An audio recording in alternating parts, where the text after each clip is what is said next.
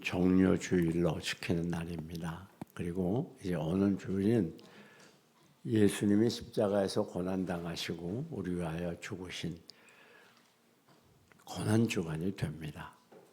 여러분, 오늘 우리 주님께서 우리를 위해서 이 땅에 오셔서 머리에 가시관 쓰시고 손말에 못 박히시고 옆구리에 창을 찔려 우리를 죄에서 구속해 주셨다는 건 놀라운 일이 아닐 수 없습니다.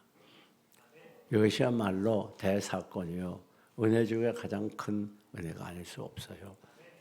어떤 사람이 중죄를 범하고 사형을 받게 됩니다. 그런데 이 사람에게는 노부모도 계시고 또 자녀들이 있습니다. 이 사정을 딱하게 여긴 친구가 간곡하게 부탁해요. 자녀는 이렇게 너무도 봉양해야 되고 가족이 있으니 살아야 되지 않겠나. 나는 아무도 없어. 그러니까 내가 자네를 위해 죽어줘야 돼. 그리고 이 친구를 위해 생명을 버려 죽어주었습니다. 물론 이야기입니다. 다시 말하면 이 친구가 자기 친구를 위해서 대신해서 죽어준 거예요. 이와 마찬가지로 예수님께서 우리를 대신해서 내가 고난을 받아야 되고 내가 업수여김 당해야 되고 내가 죽어야 되는데 우리 주님이 우리를 위해서 대신 고난 당하시고 대신 죽어주셨다는 겁니다. 그래서 이것을 교리적으로 대리적 속죄라 그렇게 말하고 있어요. 여러분, 예수님의 이 속죄는 우리의 삶을 완전히 바꾸어 놓는 거예요. 예수님의 속죄가 없었다면 우리는 이미 죄악에 버려져서 어두운 가운데 살다가 멸망할 존재들입니다. 예수님의 속죄로 인해서 우리는 구원을 받았고 빛을 보았고 사망에서 생명으로 옮겨진 것입니다. 자, 그렇다면 이 예수님의 속죄는 어떤 속죄인가? 의미를 찾아봅니다. 그 첫째는 헬라 원어를 통해서 몇 가지 소개해 드립니다. 그 첫째는 바로 디카우라고 하는 말입니다. 이 디카우라고 하는 말은 무슨 말인가 하면 의롭게 만든다, 그런 뜻이에요. 의롭게. 그러니까 속죄를 통해서 우리가 죄로 가득된 우리들, 머리부터 발끝까지 죄로 점철되었던 우리들이 의롭게 된다는 말입니다. 이게 무슨 우리가 의로울 자격이 있어서가 아니에요. 뭐 훌륭해서 돈이 많아서 무슨 높은 직분이 있어서 그런 게 아니에요. 이것은 무조건적으로 우리를 의롭게 만들어 줬어요. 그게 바로 속죄입니다. 그래서 그것을 바로 구원의 서적을 보면 칭의라 그렇게 말, 칭의라. 그러니까 우리가 정말 의로워서 의롭다고 해주는 게 아니에요. 의롭지 않아요. 죄인이에요. 그 죄로 인해서 죽어야 돼요. 그런데 예수 그리스도의 피로 말미암아 우리를 의롭다고 칭해 주는 거예요. 그게 놀라운 은혜가 아닐 수 없습니다. 그래서 우리는 이제 죄인이 아니라 의인이 됐습니다. 뿐만 아니라 아페미라고 하는 헬라어 단어가 있습니다. 이 말은 바로 탕감 받았다는 뜻이죠. 탕감. 여러분, 어떤 사람이 죄를 범했는데 그 죄를 다 탕감해 줬어요. 더 이상 죄인이 아니란 말입니다. 우리 주님이 죽어주심으로 우리 죄를 다 탕감해 줬어요. 우리가 마태복음 18장 22절 이하를 보면 아주 재미있는 이야기가 기록되어 있습니다. 어떤 주인이 고으로 돌아와가지고 결산을 하게 됩니다. 한 종이 1만 달란트를 빚졌어요. 1만 달란트를 빚지고 나서 이 주인에게 사정합니다. 제발 도와달라고, 살려달라고. 이 빚을 이렇게 많이 진 것을 보면 당연히 감옥에 가둬야 돼요. 빚을 갚든가. 그런데 주인이 좋은 사람이어서 그걸 용서해 줍니다. 이렇게 엄청난 거액의 액수를 상감받은 이 사람이 가다가 또 동관 하나를 만나요. 그래서 자기에게 100데나리온 빚진 자입니다. 자기는 1만 달란트를 탕감을 받아 100데나리온 빚진 자에게 말하거든요.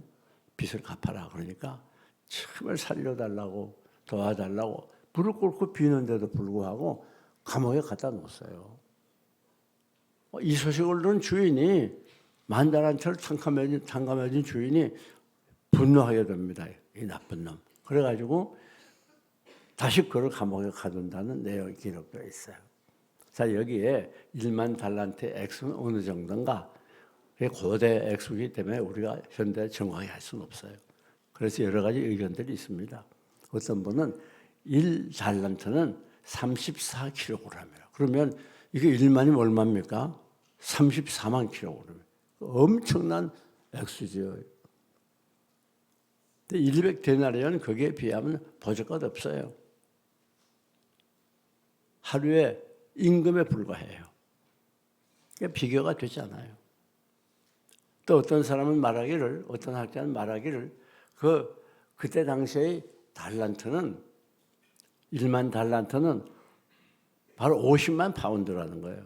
그 어느 정도 많은가 하면 1m 간격으로 5km를 6,800명의 장정이 1인당 60파운드씩 짊어지고 있을 정도로 그렇게 많은 액수라는 거예요. 상상이 안 되죠. 어쨌든 성경에서 보여주는 교훈은 무엇인가 하면 우리가 이렇게 죄를 탕감받을 수 없는 많은 죄를 범하고 있다는 거예요. 여러분 1달란트는 바로 6천 데나리온. 엄청나죠. 근데 비교가 안 되는 거죠. 그러니까 우리들이 이 말씀 속에서 알 수 있는 건 정말 탕감받을 수 없는 전혀 불가능한 그런 죄를 예수 그리스도의 피로 다 탕감받고 용서를 받았다는 거예요. 참 이게 얼마나 감격스럽습니까? 그 다음에 데우시아라는 말이 있어요. 이것은 무슨 말인가 하면 바로 입양됐다는 뜻이에요. 오늘 우리는 다 죄인이에요. 그런데 하나님의 자녀로 입양돼서 하나님의 자녀가 됐다는 말입니다. 여러분 그때 당시에 로마시에는 600만 명의 노예가 있었어요. 그런데 로마 시민 수보다 더 많대요. 그러니까 그 노예 시장이 얼마나 활성화됐겠습니까? 그 노예를 사러 가가지고 자기 마음에 드는 잘생기고 건강한 노예를 샀겠죠. 사서 집에 데려왔어요. 이 사람이 참 어지르고 좋은 사람이었나 봐요. 야, 이제 내가 더 이상 너를 노예로 하지 않겠어. 그러니까 자유로 줄 테니까 나가 자유롭게 살아. 그리고 노예 문서를 찢어버렸어요. 그 노예 입장이 얼마나 좋겠습니까? 이제부터는 구속이 없어요. 자유예요. 기쁨이에요. 이건 무엇을 가르치는가 하면 오늘 우리는 이미 이 죄의 노예가 됐고 사탄의 노예가 됐던 사람들이에요. 이 노예에서 영원히 벗어날 수 없는 그런 악한 사람들입니다. 그런데 예수 그리스도의 보혈의 능력이 우리 죄의 노예에서 완전히 해방시켜 주었어요. 이제는 우리는 더 이상 노예가 아니에요. 우리는 완전히 자유로워요. 죄에서 자유롭습니다. 그런 거로 죄로 인하여 오는 여러 가지 고난에서 자유롭습니다. 또 죄의 결과인 사망에서 자유롭습니다. 우리 이 땅에서 자유인이 돼서 행복하게 살다가 영원한 천국에서 영생을 누리는 복된 삶의 주인공이 된 이유가 여기 있는 거예요. 그게 뭐예요? 예수 그리스도의 구속입니다. 그 다음에는 카타라소라고 하는 말이 있어요. 헬라어로. 이 카타라소라는 말은 화평이라는 뜻이 있어요. 화평이다. 자, 사도 바울은 여기에 대해서 뭐라고 말하는가 하면 우리가 하나님께 원수 되었어요. 되었지만은 십자가로 그 장벽을 무너뜨렸다. 그리고 하나님과 더불어 하나가 되고 했다 그랬어요. 이게 무슨 말인가 하면 우리가 범죄함으로 인하여 하나님과 우리 인간이 완전히 원수 관계에 있었어요. 그래서 우리가 하나님께로 갈래야 갈 수가 없어. 하나님이 또 우리가 올래 올 수가 없어요. 왜? 죄로 인해서 이 죄가 가로막았어요. 그런데 예수 그리스도의 십자가의 보혈의 능력이 이 장벽을 완전히 깨뜨려 버렸어요. 이게 놀라운 일이 아닐 수 없습니다. 그리고 주님과 더불어 하나가 되게 하고 우리가 주님과 더불어 교제하게 됐어요. 우리가 마음껏 주님께 나올 수 있는 것, 그것은 바로 예수 그리스도의 십자가의 보혈의 능력입니다. 죄에서 자유를 얻게 함은 보혈의 능력, 주의 보혈, 지명은 이길 승리 되리, 참 놀라운 능력이로다. 주의 보혈 능력이 또다. 주의 피 믿어. 주의 보혈 그 어린 양의 매우 귀중한 피로다. 죄에서 자유를 얻게 하는 보혈의 능력, 시험을 이기고 승리하게 하는 보혈의 능력, 이 능력이 우리를 살렸어요. 이 능력이 하나님과 원수였던 우리를 하나 되게 했어요. 하나님과 막혔던 장벽을 무너뜨렸어요. 그래서 우리는 우리 하나님과 더불어 하나가 된다는, 그리고 늘 하나님과 더불어 화평을 누리며 행복하게 사는 것. 이것을 교리적으로 우리 주님이 중보 사역이라 그렇게 말해요. 우리 주님이 우리 하나님과 사람 사이에 중보자의 역할을 했어요. 또 그것을 사도 바울은 화목제물이라 그렇게도 말해요. 하나님과 우리 사이를 하나 되게 하기 위해서 제물로 드려졌다, 그렇게 말하고 있는 것입니다. 그렇다면 이 구속의 요소는 무엇입니까? 구속의 요소는 오늘 7절이 계속 알려주죠. 따라합시다. 그의 피로 말미암아.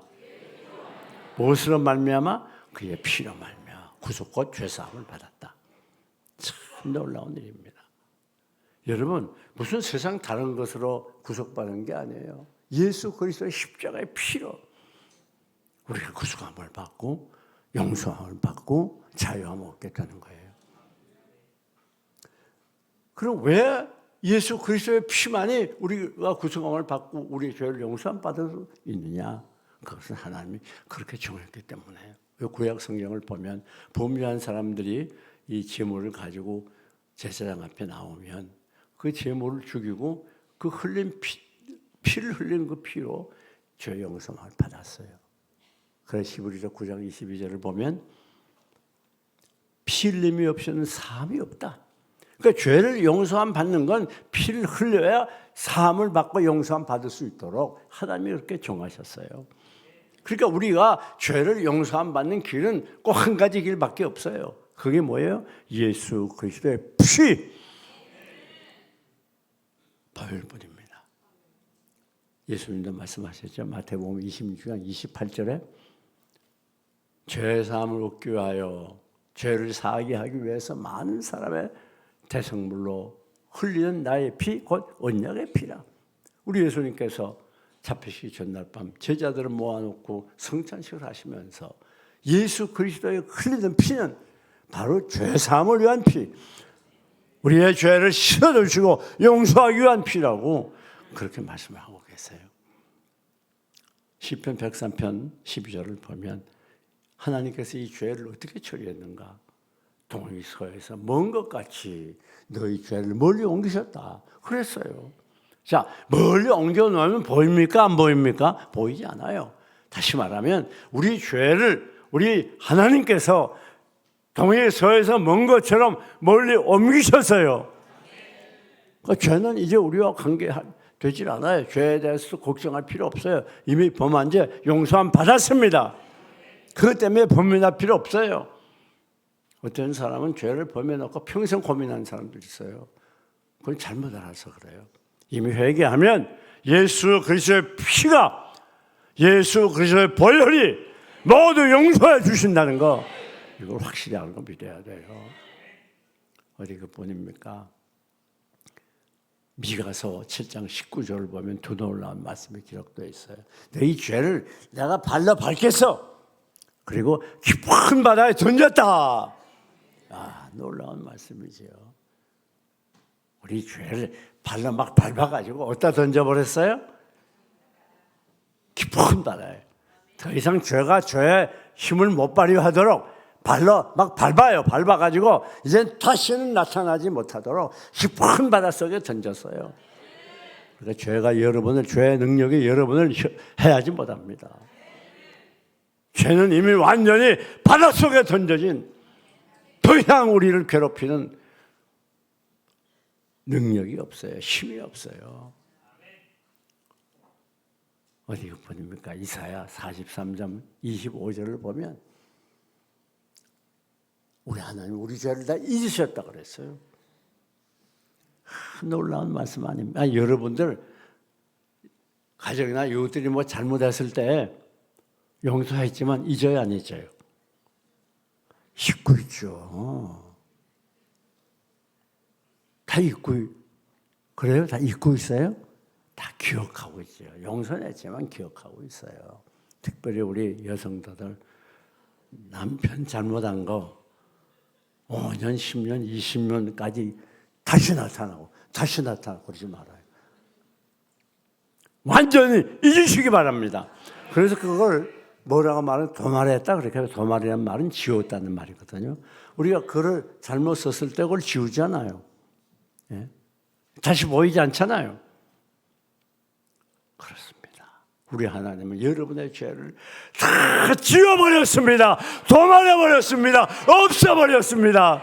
다시는 그 죄가 여러분에 나타나지 않습니다. 여러분을 괴롭히지 않습니다. 이게 얼마나 놀라운 은혜요, 축복이에요. 어디 것뿐입니까? 베드로전서 1장 18절 이하를 보면 너희가 알거니와, 베드로가 말하지, 너희가 알거니와 뭘 알아요? 너희 조상의 유전한 죄, 너희 조상으로부터 내려오는 이 헛된 행실, 그 악한 행실에서 너희가 구속함을 받은 것은 금이나 은처럼 없어질 것으로 된 것이 아니야. 무엇으로 됐어요? 오직 어린 양 같은 예수 그리스도의 보배로운 피로 된 것이에요. 이 세상 것 때문에 우리가 속죄함 받은 것 아니에요. 금이나 은같이 없어질 법으로 속죄함 받은 것 아니요. 그렇죠. 얼마나 우리 하나님의 은혜와 사랑이 감사한지 모릅니다. 여러분 꼭 기억하세요.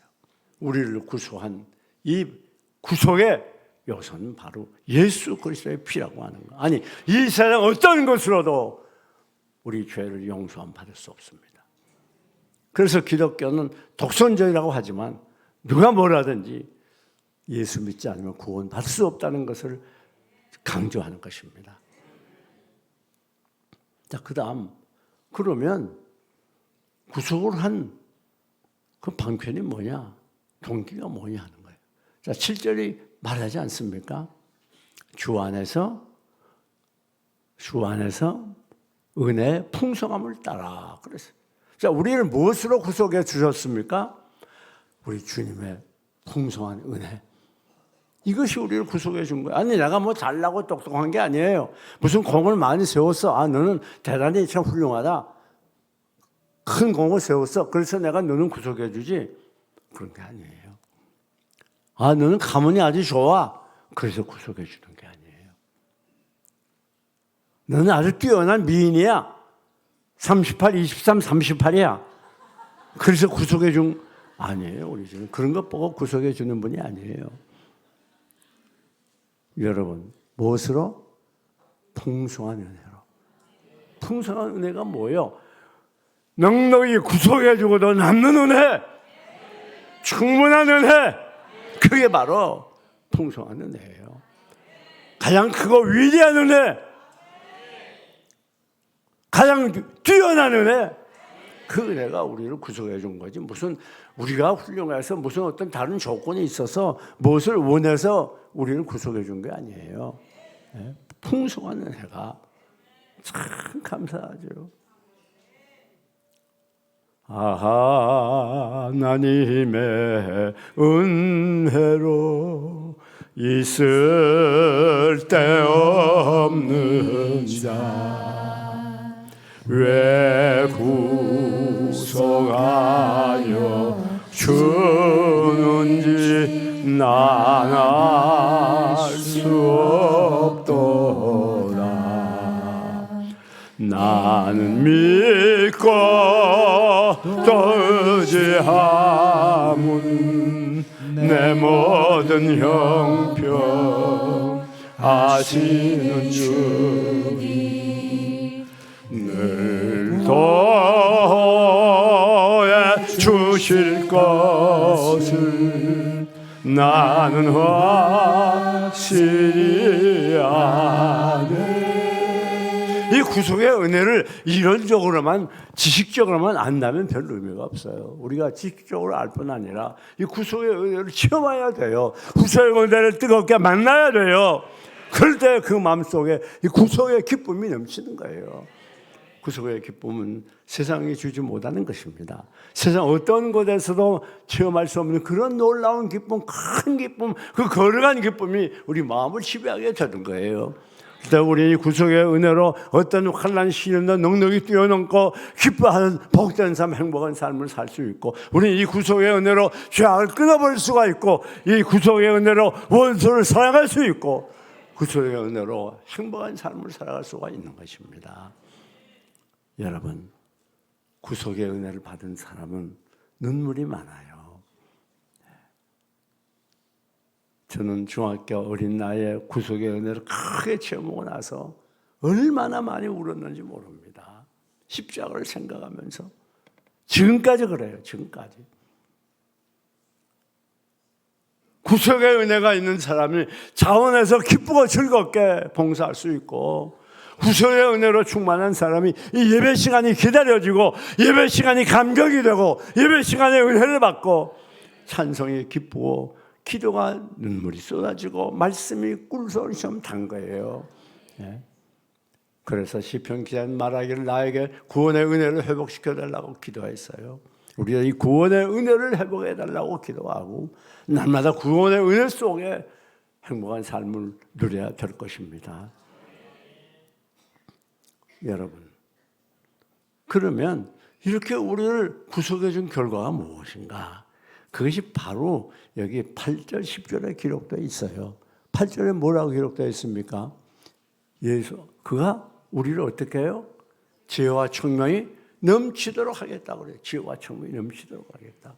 이게 무슨 말인가 하면, 구속의 은혜를 받은 사람들에 대해서는 하나님께서 이 세상 살아갈 때 어떤 난관과 시련도 넉넉히 이기고 어떤 문제도 해결할 수 있는 그런 지혜와 청명을 주신다는 약속이에요. 다시 말하면 우리를 이 세상 사는 동안 우리의 삶과 인생을 보장해 주신다는 약속이란 말이에요. 그렇다면 여기 지혜는 뭡니까? 영적인 것에 관계되는 거예요. 다시 말해 신앙, 은혜, 지옥, 천국, 이런 영적인 것에 관계되는 것입니다. 청명은 무엇입니까? 청명은 우리가 이 세상을 살아가는 삶의 원리를 말하는 거예요. 여러분, 우리가 성경을 보게 되면 신명기 34장 9절에 모세가 여호수아에게 자기의 지도자의 위치를 인계해주면서 안수기를 하니까 이 여호수아가 지혜의 영이 임했다 그래요. 여호수아에게 지혜의 영이 임했어요. 그랬더니 이스라엘 민족이 모세에게 순종하던 것처럼 여호수아에게 순종했다고 그랬어요. 우리 하나님은 현실을 결코 무시하지 않습니다. 여러분이 험한 현실 속에서 승리의 삶, 성공적인 삶, 행복한 삶을 살기 위해서 우리 하나님이 구속된 백성들에게 이와 같이 지혜와 청명을 더해주는 거예요. 여러분, 우리가 성경 시편 111편 10절을 보면 여호와를 경외함이 뭐라고요? 지혜의 근본이라. 우리 인간은 죄인이기 때문에 지혜가 없어요. 오늘 우리가 받는 이 지혜는 오직 여호와 하나님께로부터 오는 것입니다.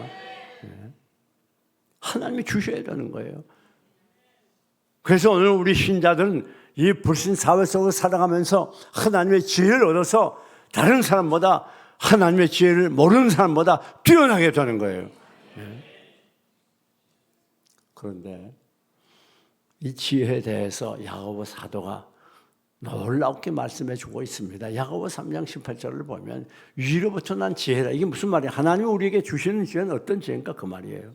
인간의 얄팍한 지혜가 아니에요. 하나님이 주시는 지혜, 위로부터 난 지혜는 첫째 성결하고 다음에 화평하고 관용하고 양순하고 긍휼과 자비가 한이 없고 변명과 거짓이 없나니 화평케 하는 자들은 화평으로 심어 의의 열매를 맺는다고 그랬어요. 이게 무슨 말인가 하면 오늘 이 세상을 살아가는 지혜는 뭐냐? 세상을 성공적으로 살아가는 지혜는 성숙한 인격이라는 거예요. 네?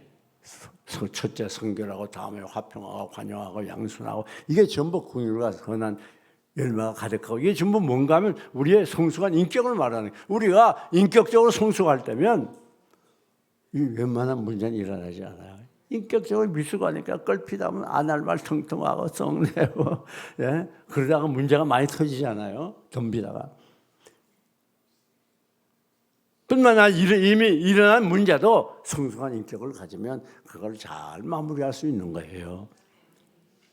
그러니까 우리들이 험한 세상에서 승리의 삶을 살 수 있는 것은 이 지혜를 얻어야 돼요. 인격적인 지혜를 가져야 된다는 말입니다. 그래서 요즘도 이 성공적인 성공의 방법에 대해서 많은 저서가 쏟아지는데 그 대본이 뭡니까? 대인관계를 잘하는 거 아니에요? 누가 대인관계를 잘해서 성공할 수 있어요? 성숙한 인격을 가진 사람들, 주님을 닮아가는 사람들. 얼마나 놀랍습니까? 솔로몬도 하나님께 간절히 기도했더니 하나님이 지혜를 주어가지고 인류 역사에 없는 유일한 지혜왕이 되지 않았어요? 자, 그러면 우리가 어떻게 해야 되겠느냐? 지혜와 충만을 어디 해야 되겠는가? 어떻게 해야 되겠는가? 성경은 말합니다. 기도하라. 야고보 1장 5절에 뭐라고 말하죠? 너에게 지혜가 부족하거든 모든 사람에게 후히 주시고 후히지 않는 하나님께 구하라. 그리하면 주시리라. 그리하면 주시리라. 어떻게 기도해? 오직 믿음으로 구하고 조금 더 의심하지 말라. 의심하는 자는 마치 바람에 밀려 요동하는 바다 물결 같으니 이런 사람은 무엇이든지 주께 구하기를 생각도 하지 말라. 두 마음을 품어 모든지 정감이 없는 자라다. 그렇습니다. 우리가 믿음으로 기도하게 될 때에 어떤 문제를 해결할 수 있는 지혜를 주시고 총명을 주시는 거예요. 어떤 난관도 뛰어넘을 수 있는 강하고 담대한 은혜와 믿음을 주시는 거예요. 여러분이 현실 살아가기 얼마나 힘듭니까? 강풍 속에 계속 몰아치는 파도처럼 환난과 시련의 파도가 계속해서 우리를 덮치고 괴롭혀도 그러나 두려워하지 맙시다. 왜 그런가 하면 우리는 이미 보장된 인생입니다. 하나님의 자녀들입니다. 우리의 인생은 내 자신의 조건이나 능력이 있다는 게 아니라 하나님의 손에 있습니다. 어려울 때마다 하나님께 무릎 꿇고 기도해서 그 문제를 해결할 수 있는 기도의 사람들 되면 믿음으로 기도하면 하나님이 주신 지혜를 가지고 넉넉히 이길 수 있고 넉넉히 승리할 수 있고 넉넉히 전진할 수 있고 넉넉히 난관을 해결할 수 있는 것이에요. 여러분 뿐만 아닙니다. 하나님께서 우리를 구속하신 이유이자 결론의 목적입니다. 10절에 기록되어 있죠. 하늘에 있는 것이나 땅에 있는 것을 다 통일되게 하려 하심이라. 이게 무슨 말입니까? 여러분 이제 예수님께서 오실 날이 가까웠어요. 예수님이 재림하시면 이 땅 위에 천년왕국을 건설하여 모든 세상 나라 다 하나가 되게 해요. 천년왕국을 건설해서 예수님이 왕 중의 왕이 되고 여러분은 뭐가 돼요? 분봉왕이 되는 거예요. 분봉왕. 이걸 알아야 힘이 나지 않습니까? 놀라운 일이죠. 그리고 이제 우리는 영원한 천국으로 올라가서 우리 육신의 몸은 다 없어지더라도 이 영원한 몸을 입어서 영원한 천국에 올라가서 주님과 더불어 영원히 살지 않습니까? 그래서 데살로니가 전서 4장 17절에 뭐라고 말하죠? 주께서 호령과 천사장의 소리와 하나님의 나팔 소리로부터 친히 하늘로부터 강림하시니 먼저 죽은 자들이 일어나고 우리 살아남은 자도 그들과 함께 구름 속으로 끌어올려. 구름 속으로 끌어올려. 어디로 끌어올려요? 구름 속으로 끌어올려 주님을 영접하리니 그러므로 너희가 항상 주와 함께 있으리라. 이런 이 놀라운 이 축복의 약속이 기록되어 있는데도 감격이 없어요. 올라가세 올라가세 구름 타고서 성령 바람 불어올 때 높이 올라가 천군 천사 나팔 불며 환영을 하니 할렐루야 이 하루를 기다렸구나. 여러분 희망 가지시기 바랍니다. 담대함과 용기를 잃지 마시기 바랍니다. 다시 일어서시길 바랍니다. 앞을 향하여 전진하시기 바랍니다. 여러분은 예수 그리스도의 피로 풍성한 은혜로 구성함을 받은 하나님의 자녀입니다. 하나님의 자녀 하나님께서 반드시 인도해 주시고 책임지고 필요한 걸 공급해 줍니다. 보장해 주십니다. 그리고 이제 우리 주님 오시는 그날 천년 왕국의 왕으로 통일된 나라를 다스릴 뿐 아니라 또한 영원한 천국에서 영원토록 주님과 함께 살게 될 것이에요. 뿐합니다. 우리가 천국 가기잖아요. 이 땅에 사는 동안에도 하나님이 주는 지혜와 청명으로 문제마다 해결하고 생명마다 무너지고 날마다 지혜로 행복하고 성공적인 삶, 거룩한 삶을 살 것입니다. 그런 걸 우리는 모두 낙심하지 마시고 힘을 내서 오늘도 내일도 구속받은 백성답게 행복한 삶, 깨끗한 삶, 능력 있는 삶, 성공적인 삶을 살아가시기를 주님의 이름으로 축원합니다.